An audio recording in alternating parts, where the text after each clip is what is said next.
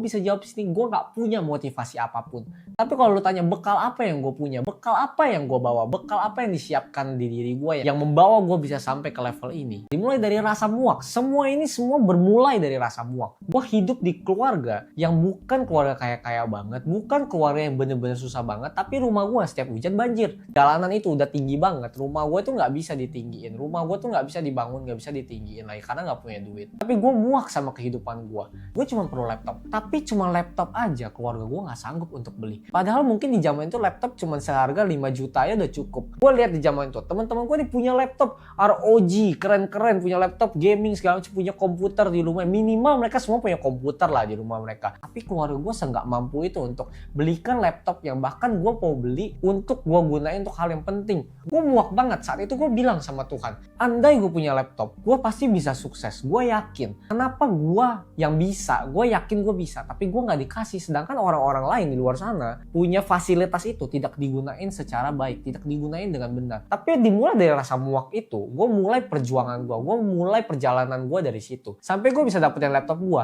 Gak nyampe setahun, gue udah bisa bangun bisnis yang bisa kasih gue setiap bulannya itu 1 juta sampai 2 juta.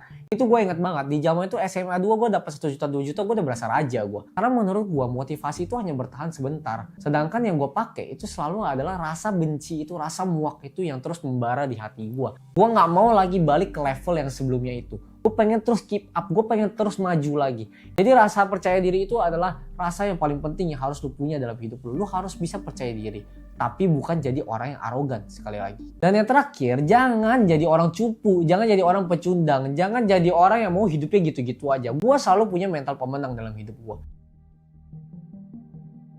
Gue gak pernah mau kalah. Gue selalu harus mau menang. Gue gak apa-apa gagal berapa ratus kali, jatuh jutaan kali, gue akan tetap bangun. Gue lebih takut gak menang daripada gue jatuh, daripada gue gagal gitu. Gak apa-apa gitu, gue jatuh, gue gagal, gue luka-luka. Yang penting gue harus bisa menang gitu. Gue terus berkembang setiap harinya. Gue punya mental seorang pemenang. Gue akan kalahkan semua tantangan yang ada di kedepannya. Mental pemenang inilah yang akan bikin lu tidak terkalahkan. Mau lu jatuh sejatuh-jatuhnya, mau lu secapek-capeknya, lu akan terus bangun. Dan selalu gue ingetin setiap kalinya, pemenang itu bukanlah orang yang takut gagal, tapi pemenang itu orang yang lebih takut gak menang daripada gagal.